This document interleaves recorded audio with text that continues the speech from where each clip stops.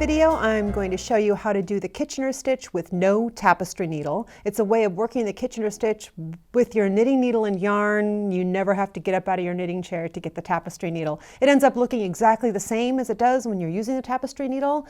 So it's kind of another knitting technique for your quiver, something to pull out when you're stuck without a tapestry needle. I will say, as a knitting teacher, the one reason that I do like this better than using the tapestry needle is that the tension is always perfect when you do it this way. When you use a tapestry needle, you can leave the stitches too loose or pull them too tightly, and that means the grafting will end up looking different than the rest of the work. Little information: Kitchener stitch is what we use when we're grafting live stitches together and we don't want a seam. We want it to end up looking perfect like the rest of the work, like there's no break in the work. And this is, yes, the way that we use for grafting stitches, the most common way for grafting stitches. Let's go ahead and take a look. In my videos, in my patterns, Kitchener stitch is mainly used on socks. So I knit up these little sock toes to show you that the knit Kitchener ends up looking just like Kitchener with a tapestry needle, except for no tension issues, if you are going to have tension issues. So I have here 20 stitches that I have ready to graft, and I've left myself 18 inches of yarn. I'm going to combine these two onto one needle.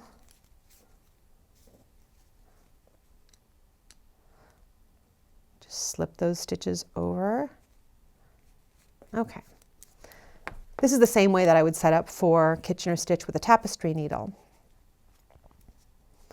So to get set up, and yes, I have the yarn is broken. To get set up, I'm going to do 2 setup stitches. And just like when we're working with the tapestry needle, you keep alternating from the front needle to the back needle. So on the front needle, I'm going to knit and pull that yarn all the way through and leave that stitch on.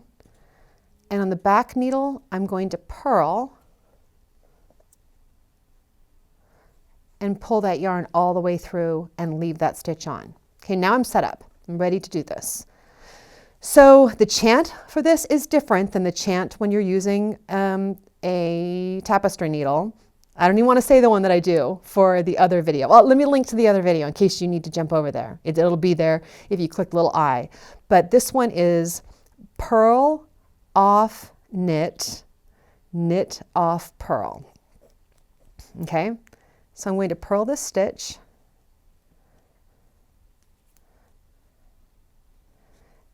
take it off and pull that yarn all the way through, and then I'm going to knit the next stitch on the front needle, pull the yarn all the way through, but leave that stitch on. And then the third step of this is to the back. I'm going to knit this stitch, pull the yarn through, take that stitch off, purl that stitch, pull the yarn through, leave it on. Okay, that was a sequence.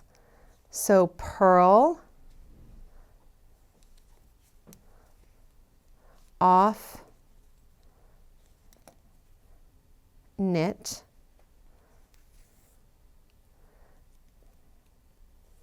knit,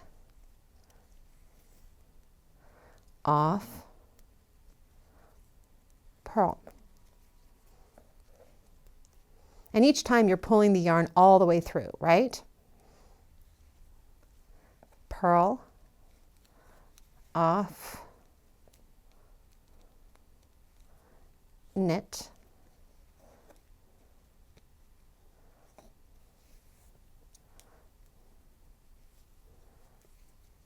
knit,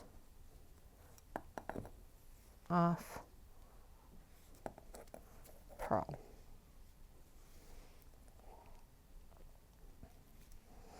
Okay, let me rush through this so we can see what it looks like.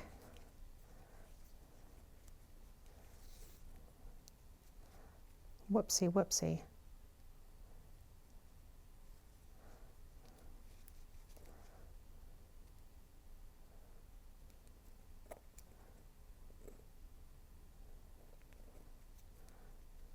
want to make sure I was on track. I wanted to count my stitches.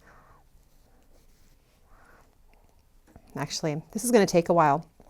I just want to show you, I already showed you the sample. It ends up looking perfect.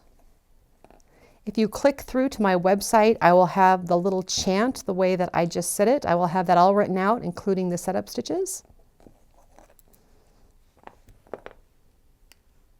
So you don't have to get out of your knitting chair to work the Kitchener stitch. You can just keep going with the same needle and yarn that you have. You will need scissors though, I suppose. That's it. I hope that helps. Good luck.